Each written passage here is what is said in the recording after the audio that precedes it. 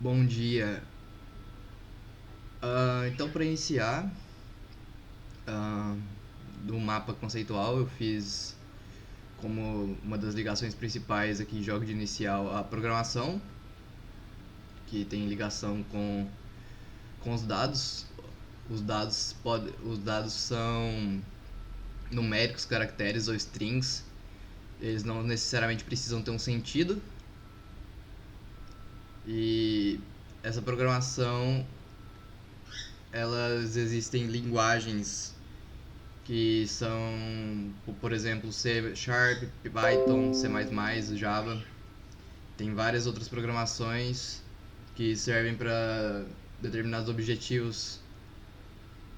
E essa programação ela possui uma lógica, como por exemplo, tipo, os algoritmos também se ligam à lógica porque eles são uma sequência de raciocínios, instruções ou operações para alcançar um objetivo, sendo necessário que esses passos sejam finitos e operados sistematicamente. E esses passos têm uma sequência lógica. Uh, os algoritmos eles podem ser representados por descrição narrativa, fluxograma e pseudocódigo. E eles têm diversos atributos. Por exemplo, os algoritmos eles possuem alguns algoritmos são variáveis. Variável é um dos componentes mais importantes da programação. Ela é um espaço na memória do computador destinado a um dado que é alterado durante a execução do algoritmo. E para funcionar corretamente, a pessoa precisa definir nome e tipo para variável. Variáveis são muito comuns de ser usadas durante o código. Esses algoritmos podem ser funções também, que elas encapsulam um código que pode ser invocado em qualquer outro trecho do programa. E tem os procedimentos que são sem retorno. Tem os operadores, que eles podem ser lógicos, relacionais, aritméticos, de incremento e de atribuição.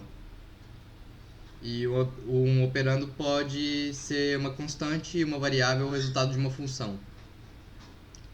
Esses operadores, tipo, eles executam as expressões que elas executam ações específicas baseadas em um operador.